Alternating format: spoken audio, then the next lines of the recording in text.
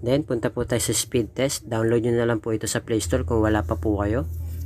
Okay, so check natin para malaman po natin yung ating internet speed. Okay, dapat yung ping natin mga boss ay pumapalo lang yan ng at least 15 to 25 ms. Okay, so kung makita nyo yung ms natin dito, umabot siya ng 26. Ngayon, pwede nyo naman po siyang airplane mode ulit hanggang sa makahanap po kayo ng maganda-ganda signal. Tapos yung download nyo at least nasa 15 pataas po siya. At yung upload nyo naman ay nasa 10 pataas. Kung makita nyo naman mga boss, yung download natin nasa 37. Kung mas mataas pa dito yung speed test nyo kaysa sa akin, mas maganda po. Kasi kayang-kaya nyo na po mag-play ng 10 hours 1080p o naka 12 hours video kayo na naka 1080p. Okay, pwede rin po yan sa online games. Yung upload natin dapat nasa 10 pataas, pero kung makita nyo nasa 15 siya. So ngayon, ito try natin siya sa YouTube mga boss para malaman po natin. Okay, so hanap tayo ng 12 hours video.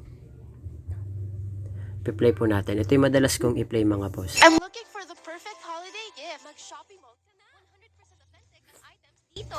Or get 3 times your Skip lang money back. natin. So Yan. Play naman siya mga boss. Then, tatasan po natin yung resolution niya o yung quality. Lagay natin siya sa 1080p. Okay? Then, gagawin natin, i-forward lang natin mga boss para makita nyo po. Ayun, nagpi-play naman po kaagad siya. Diba? So, partida maulan na yan mga boss. Pero kung makita nyo, nagpi-play po siya. Hello mga boss, welcome back dito sa ating YouTube channel. Kumusta? Merry Christmas po pala sa inyong lahat. Okay, so meron tayong i-update sa inyo mga boss at tuloy-tuloy po tayo sa pag-share ng kung paano po kayo makakatulong or paano ko po kayo matutulungan na mapalakas yung inyong mga internet signal. Lalo na po ngayong Kapaskuhan at nag-uulan-ulan. Okay, so ayan nga mga boss, tuturo ko po sa inyo kung ano yung setup, okay, para makatulong po mapalakas yung inyong mga internet signal kahit saan man po kayong dako ng Pilipinas. Okay, Luzon, Visayas, Mindanao, basta meron po kayong maganda-gandang signal ay talagang i-share ko po sa inyo ito. Okay, so ako po pala mga boss ay naka-unli data sa Talk and Text. Okay, kung kayo po ay naka-promo rin katulad sa akin na unli data, okay, mas maganda. Pero kung gusto nyo naman pong malaman kung may unli data o wala yung inyong mga SIM card, okay, smart or token text, kung gusto nyo pong malaman, halimbawa hindi kayo techie, wala po kayong idea kung paano malaman kung merong unli data o wala, okay, mapabago man o luma yung inyong SIM card na gamit, okay, para malaman nyo kung merong unli data, punta lang po kayo sa dial asterisk 123 number sign, okay, then i-call nyo po siya. Pagka meron pong unli data yung inyong SIM card ay congratulations po. Ayan, katulad niya number 1, unli data. Kapag meron po, congratulations. Pero kung wala, pasensya na po. Okay, kasi selected SIM lang po yan. Depende po kay Lolo Smart. Okay, kung kayo po ay mabibigyan. Okay, so ulitin ko po, kung wala po na unli data yung SIM card nyo, pasensya na po. Okay, hindi po kayo makakapag katulad ng unli na promo na gamit ko. Okay, so di ko alam kung ano yung mga promo nang ginagamit ninyo kapag wala naman kayong unli data. Okay, so yun po yung ating load ngayon. So ngayon mga boss, i-share ko na po sa inyo. Okay, punta tayo sa settings sa mga phone natin. Okay, connections.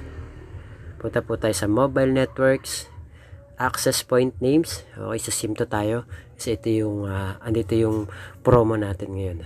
So mag-add tayo mga boss. Ito yung magiging name niya mga boss. Lagay nyo na lang po BNML. Yan, APN.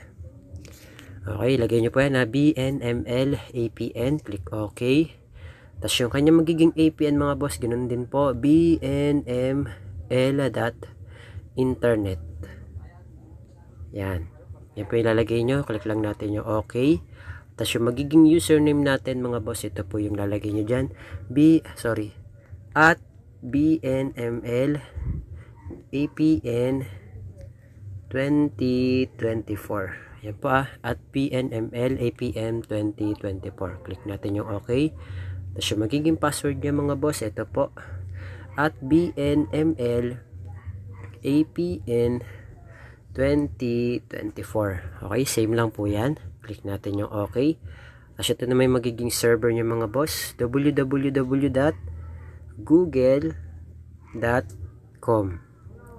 Okay, yan po www.google.com or www.google.com. Click natin yung okay. Tapos punta po tayo sa kanyang authentication type. Authentication type niya mga boss, PAP or PAP. Ito po. Yan, click nyo lang po yan. Tapos yung magiging default APN type niya po ay default lang po siya. May mga cellphone na kailangan po siyang i-type, meron namang cellphone na i-click na lang. So katulad nito mga boss, nakalagay na po yung default. Okay, kung may nakalagay pa dyan na cheche bureche dyan, burahin nyo na lang po, basta lagay nyo dyan default lang. Click natin okay. Tapos yung kanyang APN protocol mga boss, IPv4, IPv6, ito po. Ayan, click nyo lang po yan. Tapos yung kanyang APN roaming protocol, IPv4, IPv6 din po. Okay, ito po. Click nyo yan.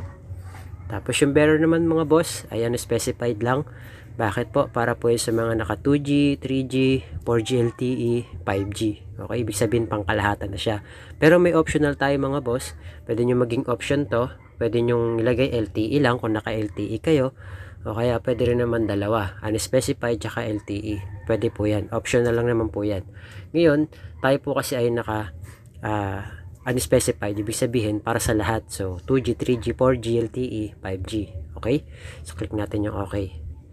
Ngayon mga boss, isi-save na po natin siya. Click natin yung save, then i-click na po natin yung ginawa nating APN para siya na po yung magiging default APN natin. Okay, then ang gagawin natin mga boss, i-refresh po natin siya. Mag-airplane mode tayo ng at least 5 to 10 seconds, or kung mas matagal mas maganda. Okay? So on natin yung mobile data natin. Then punta po tayo sa speed test. Download nyo na lang po ito sa Play Store kung wala pa po kayo. Okay? So check natin para malaman po natin yung ating internet speed. Okay? Dapat yung ping natin mga boss ay pumapalo lang yan ng at least 15 to 25 ms. Okay? So kung makita nyo yung ms natin dito, umabot siya ng 26. Ngayon, pwede nyo naman po siyang airplane mode ulit hanggang sa makahanap po kayo ng maganda-ganda signal. Tapos yung download nyo at least nasa 15 pataas po siya. At yung upload nyo naman ay nasa 10 pataas. Kung makita nyo naman mga boss, yung download natin nasa 37. Kung mas mataas pa dito yung speed test nyo kaysa sa akin, mas maganda po. Kasi kayang-kaya nyo na po mag-play ng 10 hours 1080p o naka 12 hours video kayo na naka 1080p. Okay, pwede rin po yan sa online games. Yung upload natin dapat nasa 10 pataas, pero kung makita nyo nasa 15 siya. So ngayon, ito try natin siya sa YouTube mga boss para malaman po natin. Okay, so hanap tayo ng 12 hours video.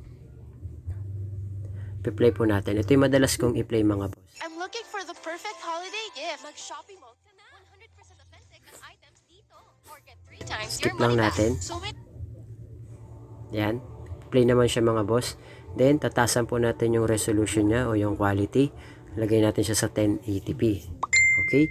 Then, gagawin natin, i-forward lang natin mga boss para makita nyo po. Ayun, nagpi-play naman po kaagad siya. Diba? So, partida maulan na yan mga boss, pero kung makita nyo, nagpe-play po siya, naka 1080p tayo mga boss. Okay? So, depende pa rin po yan sa area. Okay? Nakadepende pa rin po kung gaano kabilis o kung gaano kalakas yung signal sa inyo. Okay? So, I hope na gumana po sa inyo tong video tutorial natin mga boss. Sana nakatulong po sa inyo. Okay? So, pwede po yan sa mga naka-dito SIM. Okay? So, yun lang mga boss. Maraming salamat. Thank you. God bless. See you on my next video.